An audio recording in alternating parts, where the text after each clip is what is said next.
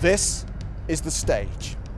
This is the ring where 8 elite contenders will compete for one of the most prestigious titles in poker.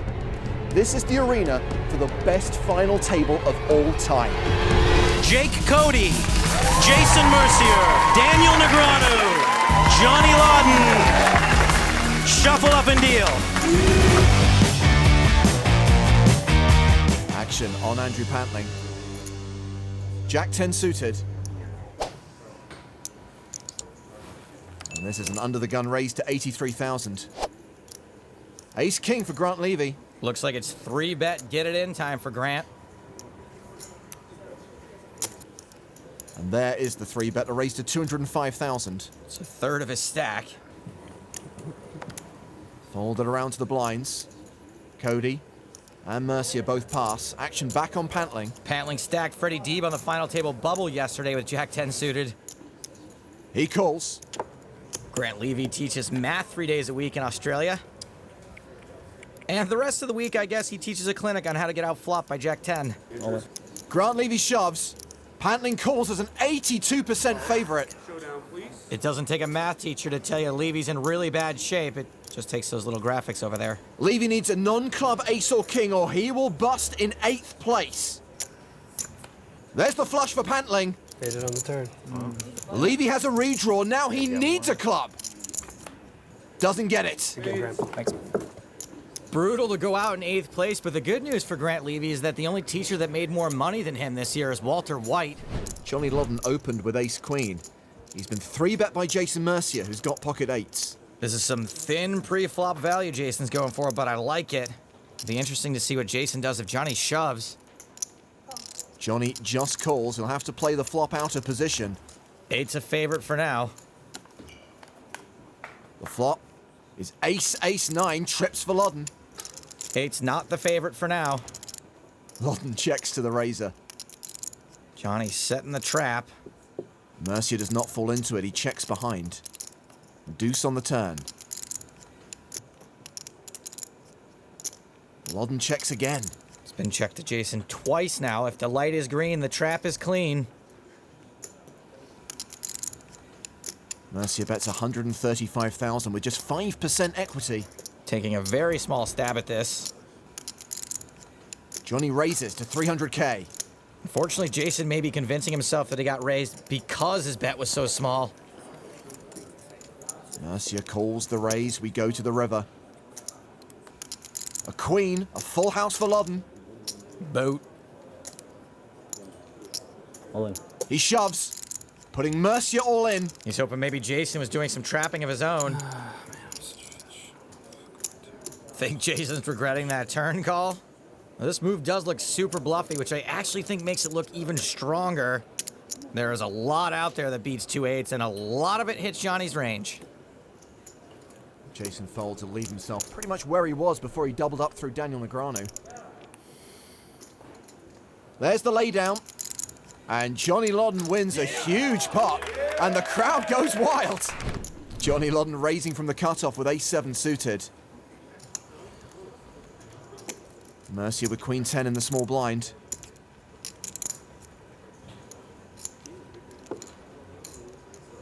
On. He shoves, I think this is obviously more of a re-steal than a hand Jason wants to get called with. but Pantling's got a big hand in the big blind. How much? I think it's 650. I think Jason's move might have worked against ace-7. Ace-queen, not so much. 650. 650 even. Does Pantling flat, or does he shove over the top? Cool. He calls. Makes my decision more easy. Lodden folds. Mercier crushed. That's not good. I have to wait, Jason.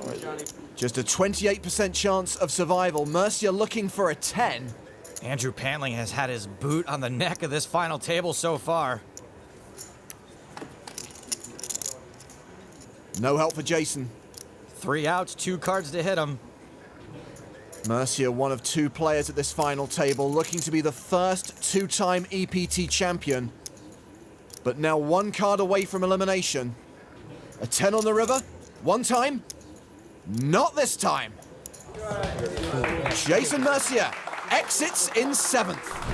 Folded around to Daniel Negreanu, who's got aces. He raises to 115,000.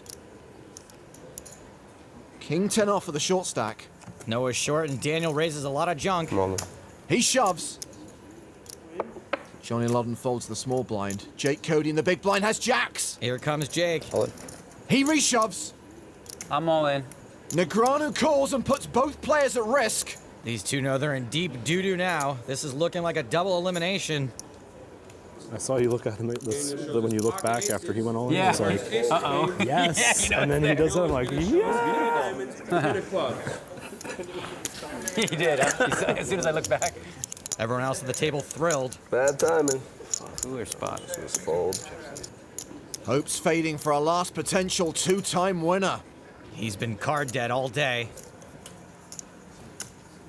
Well, no one's drawing dead yet. 7 of diamonds. Five clubs. 2 aces are still ahead. You got the clubs and the Jack of backdoor clubs. straight. 9 of clubs. Some funky things can happen.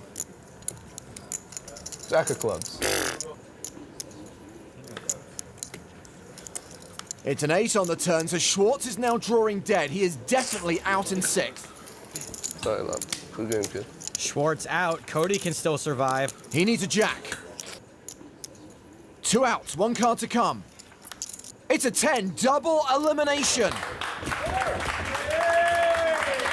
Schwartz in 6th, Cody in 5th. If Daniel can fade one more elimination, this will be his best ever EPT finish. He came 4th in Vienna during season 7. Another premium hand for Negreanu, queens under the gun, and he raises to 115,000. Lodden's got 9s. And he 3-bets to 305k. Queen Jack for O'Dwyer in the big blind. He passes. Action back on Negreanu. Very likely to see another bet, but will Daniel put Johnny all in, or will he try to let Johnny do it himself? All in. Daniel shoves. Did you get back to back? Yes. I actually think Johnny should sometimes find a fold here. Daniel doesn't make a ton of moves, and 9s are not doing well against his shoving range. Lodden calls. Get it back to back? Yes. If Daniel's hand holds, it will guarantee the best EPT finish for each of these two guys. Johnny finished 8th in Budapest in 2008. Picking up some hands. No kidding. Picking up some ladies.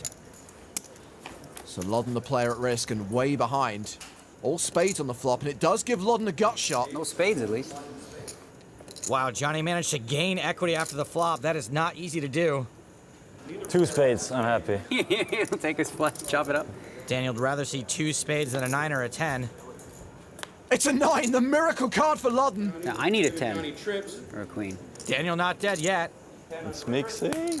Both these guys severely underreacting in such a huge pot. The river card is an ace. A bad beat for Negreanu, and Johnny Lodden doubles up. Negreanu now the low man at the table with 1.3 million at the start of this hand. Lodden's raised under the gun with ace-queen. Andrew Pantling's got a suited ace-7. He calls. Pantling can defend the button there if he wants. He's certainly got the chips.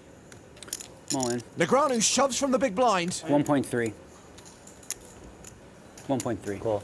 Lodden quickly calls. Daniel had to. Johnny had to. I have pair. Andrew sends him to the muck. Hold 'em. Let's play hold 'em.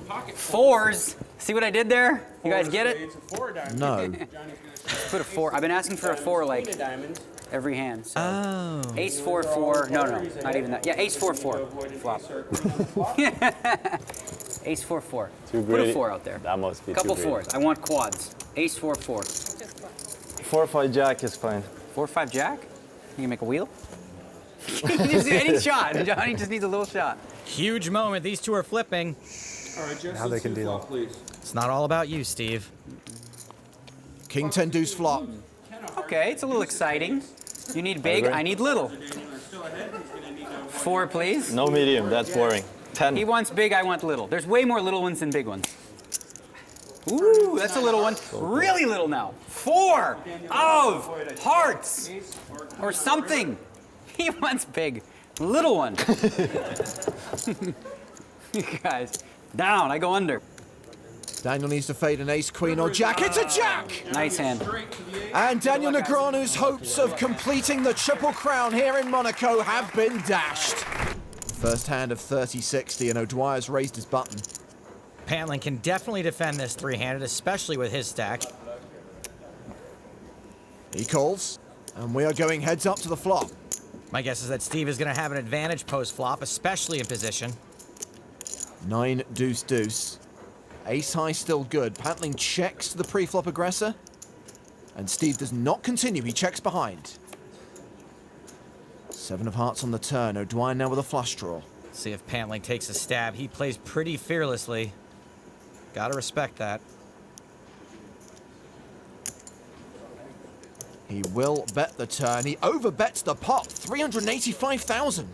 This is a big bet for more than 10% of Steve's remaining chips, but he might feel as if he's got to make this call based on what he could win if he goes runner-runner. That's implied odds. There's the call. The river is not a heart, but it is a queen, giving O'Dwyer top pair. Pantling now checks. Steve probably knows his hand is going to be good here a lot.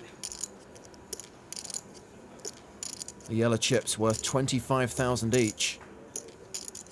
O'Dwyer going for value. What is that? 750,000. Scott Seaver and JC Alvarado giving Steve their thoughts between hands. Totally allowed. Steve has made a great polarizing value bet with an unpolarized hand, which makes this a merge. Guy with the best hand here. Funny one. Specifically designed to get a hero call out of a pocket pair or ace high. And Pantling does hero with ace high. Steve O'Dwyer played that river masterfully.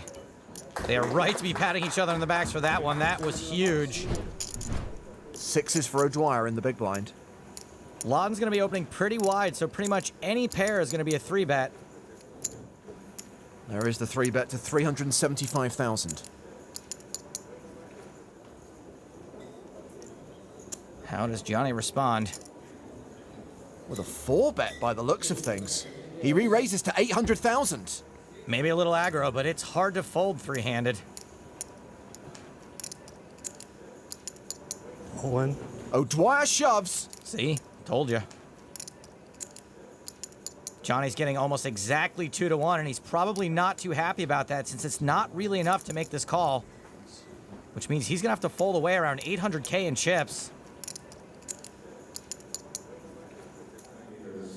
Wow, Lodden calls! Somehow Johnny talked himself into calling, and he's only as bad as a race. This is a huge flip for a difference in prize money of nearly 400,000 euros. A flip for 5 million chips.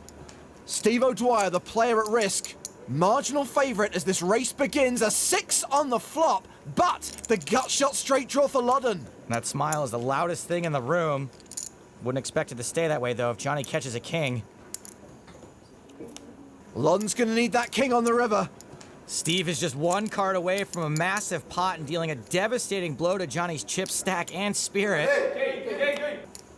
The Norwegians don't get what they commanded. O'Dwyer doubles up through Lodden.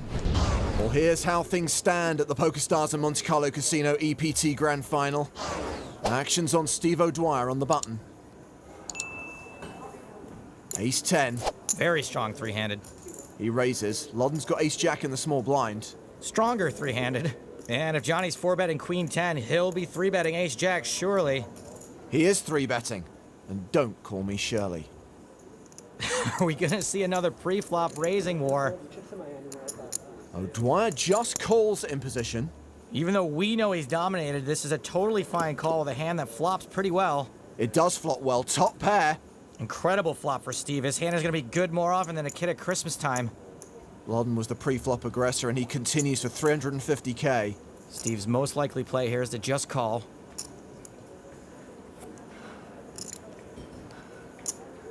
And that's exactly what he does. He can try to induce bluffs on later streets. Blank on the turn.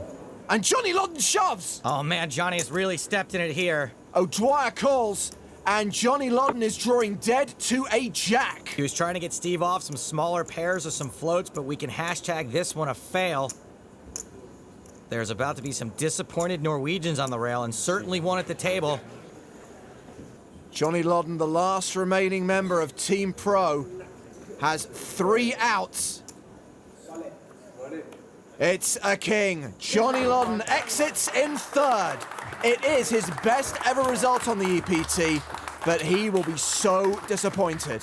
It's Andrew Pantling v Steve O'Dwyer. Pantling came 26th in this tournament last year. Steve O'Dwyer has made 4 EPT final tables. He has a second place finish on the tour. He is looking for the win. Pantling has the chip advantage as this heads-up battle begins. 7 deuce. Believe it or not, opening this heads up is actually kind of fine. You can't fold too many of your buttons heads up. He raises to 150,000. 150? Steve knows heads up strategy like a real housewife knows purses, so I'd expect him to play very well. He defends with queen 6 off. The flop is 9-5-3. Queen high still good. See if Pantling continues. O'Dwyer has checked to him. Pantling fires 235,000. Steve knows Pantling's going to miss this flop a lot. And I think when Steve calls here, he expects his hand to be good a fair amount, but certainly good if he catches a card. He doesn't, though. It's a king on the turn. Not a good card for Steve. Now catching a card won't often be good enough. He checks a second time. And Pantling barrels. 640k. O'Dwyer gives it up. Nice job by Pantling, winning that hand the only way he thought he could, by barreling harder than a guy going over Niagara Falls. With Steve's chip lead and his heads-up experience, Andrew Pantling has got a Sisyphus-style uphill battle in front of him. O'Dwyer currently has an almost 2-to-1 chip lead over Pantling as the blinds go up to 40-80 with a 10k ante. O'Dwyer raises his button with 8-10. Standard button raise. Pantling has king 5 suited in the big blind. Suited king is a very easy defend and will be good at showdown often enough. Pantling calls. All about the post-flop play, heads up. Well, let's see the flop. Wow, action guaranteed. Trips for O'Dwyer. The second nut flush draw for Pantling. Pantling checks. I think Steve has got to bet here to try to build a pot. There are lots of bad turn cards, not just for Steve, but ones that could be bad for Andrew too, and therefore kill his action. O'Dwyer does continue for 300,000. Pantling obviously can't fold a draw this huge. He calls. The turn card. It's a spade. It's the flush for Pantling. Check. He checks again. Unfortunately for Steve, he cannot slow down here because a flush is just so unlikely. Worst part is, if Pantling decides to raise a bet here, I don't think Steve can fold. This is a spade to dig Andrew Pantling out of his hole and possibly a grave for Steve O'Dwyer.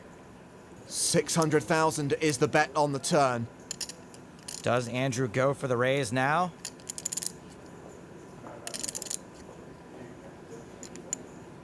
Signs point to yes. That is 1.425 million. Like I said, I don't think Steve can fold. He's beating a lot of other eights. He's beating all semi-bluffs, and when he's up against a flush, like now, he's got equity to boat up. Still, he is behind. How much do you have left in green? Can you cut those out? Pantling has 3.5 million behind. The only question is, does Steve call and reevaluate or just go for the gusto here?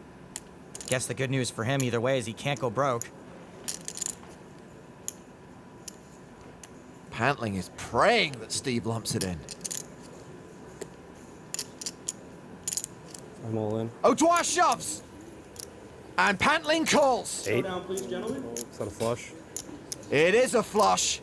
And Pantling will double up unless there is a Jack 10, 8 or 4 on the river. 10 outs for O'Dwyer, which would see him win the title. But there's a 77% chance that Pantling doubles up and we play on. It's an 8 on the river. It's quads for O'Dwyer that see him triumph here in Monaco and win the EPT 9 Grand Final main event. We started the day with an awesome lineup. The prospect of a 2-time champ, the prospect of a new member of the Triple Crown Club. It was Pantling and O'Dwyer who outlasted the rest, and it's Steve O'Dwyer who takes the title.